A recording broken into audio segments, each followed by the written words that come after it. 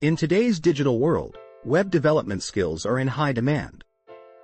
Backend development focuses on server-side logic, database integration, and API connectivity.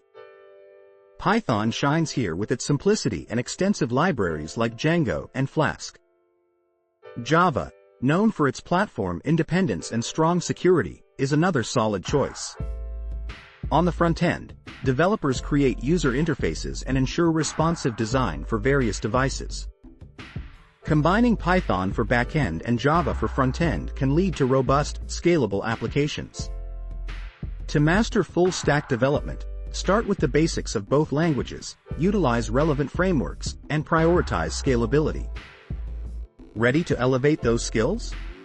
Check out the comprehensive Udemy course, Python and Java Master Backend and Frontend Web Development, and unlock the secrets to becoming a full-stack development pro. There's always more to learn, whether a beginner or seasoned developer. Dive in and explore the powerful world of Python and Java.